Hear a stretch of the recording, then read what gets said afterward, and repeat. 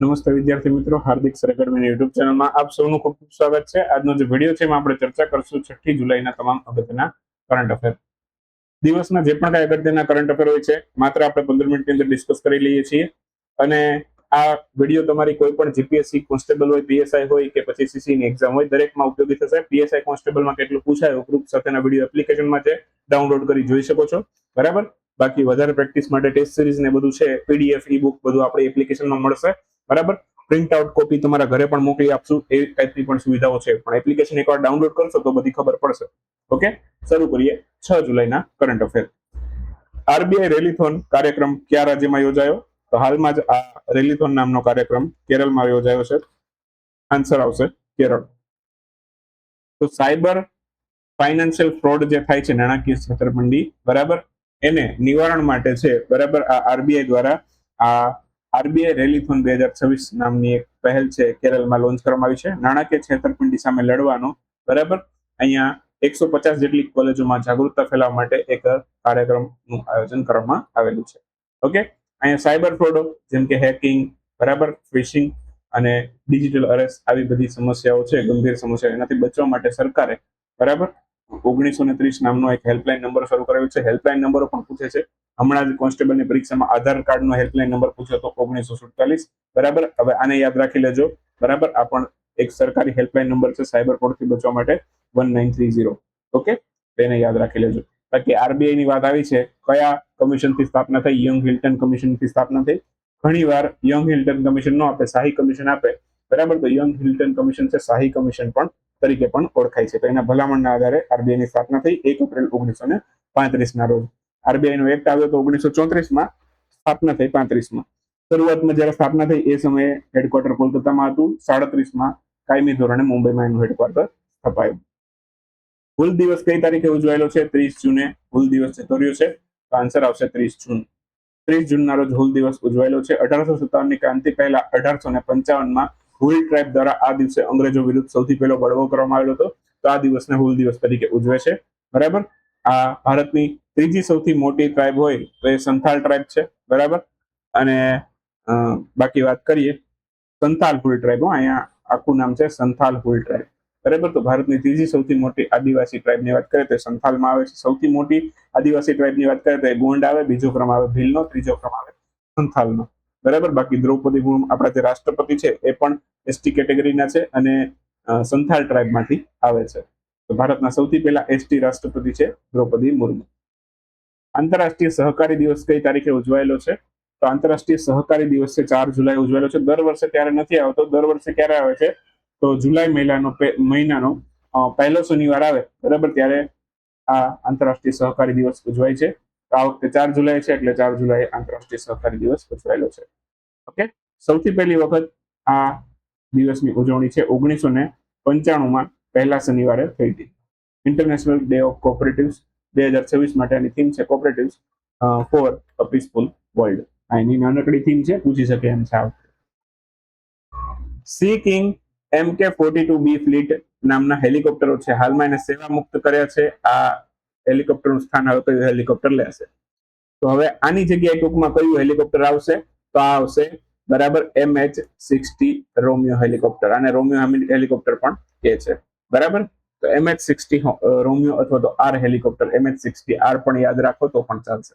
Okay, તો R નો મતલબ અહીંયા રોમિયો થાય છે, રોમિયો હેલિકોપ્ટર. ક્લિયર? તો 36 વર્ષની સેવા આપ્યા બાદ હવે C king MK-42B fleet helicopter છે મુંબઈ ખાતેથી સેવા નિવૃત્ત થયું. ક્યાંથી સેવા નિવૃત્ત થયું એવો પણ પ્રશ્ન પૂછી શકે, તો મુંબઈ ખાતેથી થયું છે. બરાબર. આ હેલિકોપ્ટરો છે નૌસેનામાં અદ્ભુત પ્રદૂષણના કારણે એને ફ્લાઇંગ ફ્રિગેટ્સ નામથી ઓળખાતા હતા. બરાબર. હવે એમનું સ્થાન લેશે આ MH-60 રોમિયો હેલિકોપ્ટર. બરાબર. MH-60R વડે આને દર્શાવાય છે. બરાબર. બાકી બીજું એક વિમાન છે C-295. આ તમને ખબર હોય, હમણાં જ 1-2 દિવસ પહેલા આપણે જોયું હતું. ગુજરાતના વડોદરા ખાતે બનવાના છે. ભારત અને સ્પેનના સહયોગથી બને છે. બરાબર. થોડાક સ્પેનમાંથી ડાયરેક્ટ આવશે, બાકીનાનું એસેમ્બલિંગ કરવામાં આવશે, મતલબ કે અહીંયા બનાવવામાં આવશે. બાકી મુંબઈમાં જ મુંબઈની વાત આવી છે. પશ્ચિમી નૌસેના કમાન્ડનું હેડક્વાર્ટર પણ આવેલું છે. નૌસેના દિવસ 4 ડિસેમ્બરે ઉજવીએ છીએ. ઓકે, બાકી આ MH-60R હેલિકોપ્ટર કોણ બનાવે છે? અમેરિકાની લોકહીડ માર્ટિન કંપની બનાવે છે. કોણ બનાવે એવું પણ પૂછી શકે તમને. બરાબર. મલ્ટી રોલ હેલિકોપ્ટર છે, બરાબર. સબમરીન વિરુદ્ધ પણ કાર્ય કરી શકે છે, દરિયાઈ દેખરેખ માટે પણ યુઝફુલ છે. મગજ ખાવા વાળો અમીબા, બરાબર. આ કયા રાજ્યમાં આનાથી 33 લોકોના મૃત્યુ નોંધાઈ ગયા છે? તો કેરળની વાત છે, બરાબર. કેરળમાં આ મગજ ખાવા વાળા અમીબાએ 33 લોકોના મગજ ખાઈ ગયો અને એના મૃત્યુ થઈ ગયા. તો અમીબાની વાત કરીએ તો એક કોષીય જીવ છે, બરાબર. અને મગજ ખાવા વાળો અમીબા છે, એનાથી હાલમાં જ કેરળમાં 33 લોકોના મૃત્યુ થયા છે, સૌથી વધારે થયા છે, બરાબર. કેનાથી ફેલાયા? દૂષિત પાણી તેમજ ગરમ અને ઠંડા પાણીમાં ઝડપથી બને છે. સોરી, મીઠા પાણીમાં. ગરમ અને મીઠા પાણી જે હોય છે, બરાબર, એમાં ઝડપથી બને છે, બરાબર. બાકી વાત કરીએ તો નાક, ત્વચા, શ્વાસ મારફતે આપણા શરીરમાં પ્રવેશે છે. મગજના કોષો, પેશીઓ જે છે એને નષ્ટ કરવા લાગે છે, બરાબર. તો મેઇન એટેક એનું છે બ્રેન સિસ્ટમ. ઓકે, તો આ ફેલાય છે. બાકી આનું સાયન્ટિફિક જે નામ છે અમીબાને નેગ્લેરિયા પાઉલેરી કહેવાય છે. ઓકે, તો એનું સાયન્ટિફિક વૈજ્ઞાનિકો આ નામથી ઓળખે છે અમીબાને, એ પણ યાદ રાખજો. મગજની નર્વ સિસ્ટમ છે એને ખૂબ જ નુકસાન પહોંચાડે છે, બરાબર. અમીબાથી થતા મગજના ગંભીર ચેપ છે એને શું કહેવાય? પામ કહેવાય, પ્રાઇમરી અમીબિક મેનિગો એન્સેફેલિટિસ. ઓકે, તો આ ખાસ યાદ રાખજો. ચર્ચામાં રહેલી ડાન્સિંગ ગર્લની તસવીર એને ફરી એનસીઆરટી ના પાઠ્યપુસ્તકની અંદર સામેલ કરી છે. આ કયા પ્રાચીન નગર સાથે સંબંધિત છે? તો મોહેન્જો-દડોની છે આ ડાન્સિંગ ગર્લ, બરાબર. બ્રાસની બનેલી છે, બરાબર. તો હાલમાં જ પહેલા પાઠ્યપુસ્તકમાંથી ઉડાડી દેવાઈ હતી, દૂર કરી દેવાઈ હતી, એની ફોટોને ફરી પાછી એડ કરી છે, કેમ કે એક મહત્વપૂર્ણ પ્રાચીન આપણી વિરાસત છે, તો ફરી પાછી એનસીઆરટી એડ કરી છે પાઠ્યપુસ્તકમાં. હડપ્પાકાલીન ડાન્સિંગ ગર્લની નર્તકી હતી, મૂળ તસવીરને ફરી પાછી સામેલ કરી છે, બરાબર. અગાઉ ધોરણ 9 ની અંદર આર્ટ્સનું જે એજ્યુકેશન છે એની પુસ્તકની અંદર, બરાબર, આ સામેલ હતી ડાન્સિંગ ગર્લની તસવીર, બરાબર. અને હવે દૂર કરીને પાછી એની અંદર સામેલ કરી. અગાઉ દૂર કરી હતી, ફરી પાછી સામેલ કરી છે. ક્લિયર? બાકી મોહેન્જો-દડોની વાત કરીએ તો હડપ્પાકાલીન સભ્યતાનું એક શહેર છે, બરાબર. ઈસવીસન પૂર્વે 2600 થી લઈને 1900 વર્ષ જૂનું આ શહેર છે, બરાબર.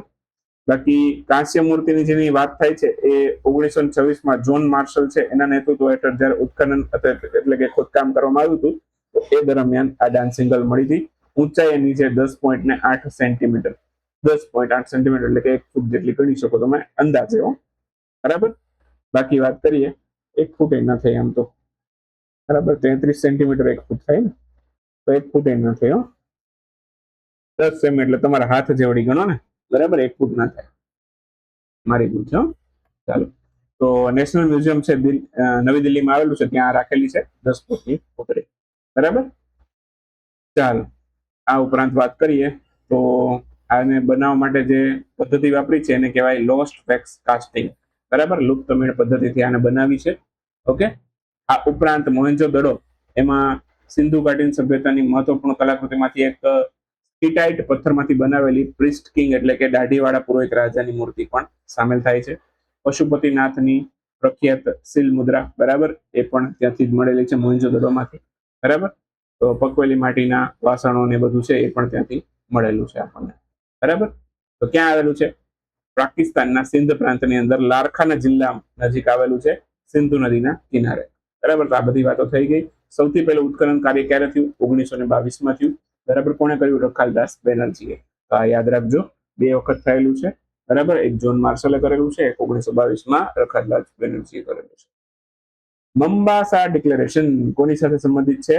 તો આ કોની સાથે સંબંધિત છે? ગેરકાયદેસર એટલે કે અવૈધ માછલીઓની પકડવાની જે પ્રવૃત્તિ છે એને રોકવા સાથે સંબંધિત છે મોમ્બાસા ડિક્લેરેશન. ઓપ્શન બી આપણો આન્સર થશે, બરાબર. અહીંયા ઘણી વખત છે ને ઘણા મને પર્સનલ મેસેજ કરીને પૂછે કે સાહેબ તમે આવું તો લખ્યું હોય, બાજુમાં સ્પેલિંગ શું કામ લખો છો, બરાબર, ખોટા પાના વધે. તો એનું કારણ કહું, ઘણા લોકોને છે ને એવું લાગે કે સાહેબે ગુજરાતીમાં છે, બરાબર, પ્રોનાઉન્સિએશનમાં કદાચ ભૂલ કરી હોય, તો અમુક એવા અંગ્રેજી શબ્દ હોય ને ત્યાં હું બાજુમાં, બરાબર, હું એનો સ્પેલિંગ જ લખી દઉં, એટલે કદાચ મારા પ્રોનાઉન્સિએશનમાં તમને એવું લાગતું હોય કે ભૂલ છે તો તમે એ સ્પેલિંગ વાંચી શકો, બરાબર. તો મોમ્બાસા ડિક્લેરેશન જે છે, બરાબર, એનો સંબંધ ગેરકાયદેસર માછલી પકડવાની પ્રવૃત્તિને રોકવા સંબંધિત છે, બરાબર. આ કેન્યાના મોમ્બાસા નામના શહેરમાં ડિક્લેરેશન સાઇન થયો એટલે માટે એને મોમ્બાસા ડિક્લેરેશન નામ પડી ગયું, બરાબર. અહીંયા આ પહેલનો મુખ્ય હેતુ શું? ગેરકાયદેસર રીતે માછલી પકડવાની જે પ્રવૃત્તિ થાય છે, બરાબર, એના ઉપર નજર રાખવાનો છે. ઘોષણાપત્રની અંદર આફ્રિકા, એશિયા, યુરોપ, કેરેબિયન દેશના ટોટલ 15 દેશો, બરાબર. અહીંયા 15 દેશનો આંકડો છે, બરાબર, પણ અત્યારે લગભગ 16મો દેશ પણ સામેલ થઈ ચુક્યો છે. ધીમે ધીમે આની સંખ્યાઓ વધતી જશે, એટલે અહીંયા અત્યારે તમે લેટેસ્ટ આંકડો છે 16 આંકડો એ યાદ રાખી શકો છો, બરાબર. 15 ની જગ્યાએ 16 યાદ રાખો તો પણ ચાલશે, બરાબર. અત્યારે ટોટલ 16 દેશોએ આની અંદર હસ્તાક્ષર કરેલા છે, બરાબર. તો યાદ રાખજો. ઉપરાંત વાત કરીએ તો આ જે ડિક્લેરેશન છે, મોમ્બાસા ખાતે એક કોન્ફરન્સ થઈ હતી, અવર ઓશન કોન્ફરન્સ, ઓકે, એની 11મી આવૃત્તિ એ દરમિયાન આ સાઇન થયા છે, બરાબર. Our ocean, our heritage, our future આ એની થીમ રાખી હતી, બરાબર. બાકી માછલી પાલન છે એને પીસીકલ્ચરના નામથી ઓળખાય છે વિજ્ઞાનમાં, બરાબર. અને માછલીઓ અંગેના અભ્યાસ છે એને ઇથિયોલોજી કહેવાય છે, એને પણ યાદ રાખી લેજો. ઘણા બધા પ્રશ્નો છે, આપ તમારું ગળું દુખી જશે એવું લાગે છે. ચાલો, international tribunal of the law of the sea, એના જજ તરીકે કોની નિયુક્તિ થઈ છે? તો આના જજ બન્યા છે Bimal L Patel. Option A આપણો આન્સર થશે. હાલમાં જ international tribunal of the law of the sea, બરાબર, બિમલ એન પટેલની નિમણૂક થઈ છે અહીંયા, બરાબર. આ ટ્રિબ્યુનલ મુખ્યત્વે દરિયાના કાયદા, બરાબર, એના ક્ષેત્રમાં કાર્ય કરતી એક સ્વાયત્ત ન્યાયિક સંસ્થા છે, બરાબર. આ સંસ્થાના મુખ્ય કાર્યોની અંદર વાત કરીએ તો સીમાઓનું સીમાંકન કરવું, સમુદ્રી સંસાધનો છે, બરાબર, એનું પ્રબંધન કરવું, નેવિગેશન સંબંધિત વિવાદો છે એને ઉકેલવા, આ બધા કાર્યો આ સંસ્થા કરે છે, બરાબર. આ કન્વેન્શન છે, દરિયાઈ કાયદાના જે કન્વેન્શન છે એના ઉપર 1982માં હસ્તાક્ષર થયા હતા, અને અમલવારી જે કાયદો અમલમાં આવ્યો એ 1994 થી આવ્યો, બરાબર. તો કુલ 21 સ્વતંત્ર આની અંદર જજ હોય છે, બરાબર, એ પણ યાદ રાખજો. એમાંથી એક અહીંયા બિમલ એલ પટેલ આપણા ભારતીય મૂળના બન્યા છે, ઓકે. એક વાક્યના ક્વેશ્ચન આવી જઈએ, ઓકે. તો એમાં સૌથી પહેલો ક્વેશ્ચન છે, કયા દેશમાં હાલમાં જ કટોકટી જાહેર થઈ છે? વેનેઝુએલામાં જાહેર થઈ છે. યુકે સંસદમાં કયા ભારતીય વ્યક્તિ છે એને ગ્લોબલ પ્રેસ્ટીજ એવોર્ડથી સન્માનિત કરેલું છે? હર્ષવર્ધનને કર્યું છે. શ્રી અંબાબાઈ મંદિર વિકાસ પરિયોજના હાલમાં જ કયા રાજ્યમાં શરૂ થઈ છે? તો આ મહારાષ્ટ્રની અંદર શરૂ થઈ છે. ઇન્ટરનેશનલ બિગ કેટ એલાયન્સનો 27મો સભ્ય દેશ કયો બન્યો છે? તો ઇન્ટરનેશનલ બિગ કેટ એલાયન્સ એનું હેડક્વાર્ટર પણ ભારતમાં થશે, બરાબર. અને સૌથી પહેલી બેઠક થઈ હતી એ પણ ભારતમાં થઈ હતી. તો આનું 27મો સભ્ય દેશ બન્યું બાંગ્લાદેશ. હાલમાં જ ભારતમાં ડિજિટલ એરેસ્ટ ફ્રોડ નેટવર્ક વિરુદ્ધ છે કોણે ઓપરેશન ચક્ર 6 લોન્ચ કર્યું છે? ઓપરેશન ચક્ર 6, ઓકે. તો આ સીબીઆઈ લોન્ચ કર્યું છે. વેત્રી તમિલગમ હેઠળ છે કઈ સરકાર છે, કયા રાજ્યની સરકાર છે એને થાઈ મામન થંગા મોથીરા થિટ્ટમ પહેલ છે શરૂ કરી છે? તો આ નામ ઉપરથી જ ખબર પડી જાય, કોઈક સાઉથનું રાજ્ય છે, તમિલનાડુએ કરી છે.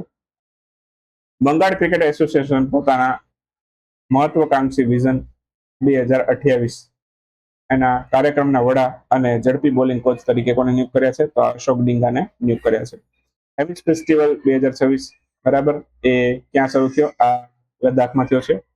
એન્ટરપ્રાઇઝ એઆઈ નો ઉપયોગ કરનાર ભારત કેટલામું હાલમાં જ એન્ટરપ્રાઇઝ એઆઈ નો ઉપયોગ કરનાર ભારતનું સૌથી પહેલું બંદર કયું બન્યું છે? તો આ વીઓ ચિદમ્બરમ પોર્ટ ભારતનું સૌથી પહેલું બંદર છે કે જેને એન્ટરપ્રાઇઝ એઆઈ નો ઉપયોગ કર્યો છે.